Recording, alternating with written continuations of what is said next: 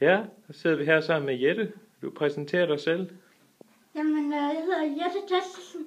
Jeg er formand for Ulf Ungdom, som er en forening for unge med særlige behov.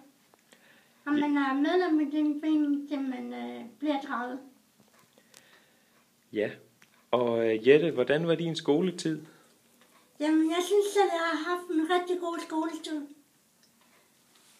Også fordi, at jeg gik i en normal folkeskole, men alligevel i en speciel klasse, hvor der var andre, som var på samme niveau som mig selv, og hvor vi ligesom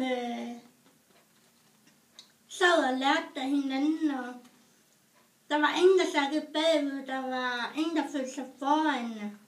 Jeg synes, det var en rigtig god klasse, jeg gik i der. Havde I også noget med de andre børn at gøre? Var I sådan en del af fællesskabet? Det synes jeg helt sikkert, vi var. Fordi når der så var frikvarter, og vi skulle ud og lege, så gik vi jo ud og lege sammen med alle de andre på skolen. Så var det jo ikke kun vores klasse, der legede sammen. Nej, vi var en del af fællesskab sammen med alle de andre, der gik på hele den skole. Så det synes jeg helt klart. Og hvor gik du i skole henne?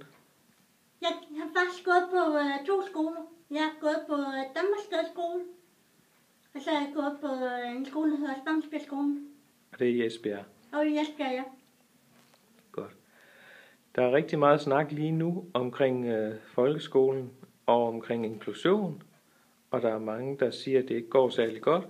Og der er mange forældre, der tager deres børn ud af folkeskolen, fordi de er imod inklusion. Hvad synes du om det? Jamen, jeg synes, det er rigtig ærgerligt, at de lægger skylden over på os. Fordi jeg mener ikke, det er vores skyld, at vi ikke kan følge med de andre. Det er ikke vores skyld, vi sakker bagud i klassen. Jeg mener mere, at man burde tænke på at lave nogle specialklasser i en folkeskole, hvor der er plads til at samle en lille flok, som for eksempel er udviklingshæmmede eller unge med særlige behov. Og sammen, så kan de få et rigtig god klasse ud af det. Og så mener jeg, at der skal være nogle speciallærer, som er egnet til at tage vare for de elever, der sidder i den klasse.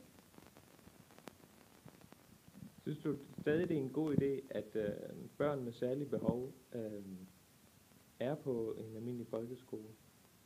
Det mener jeg i hvert fald, fordi jeg mener også, at selvom man måske skal i en speciel klasse, så er det altså vigtigt, at man i frikvarteren kan komme ud og lege og være sammen med alle de andre på skolen. Så jeg mener, at så både vi, der har et handicap, og andre, vi lærer alle at være sammen med hinanden.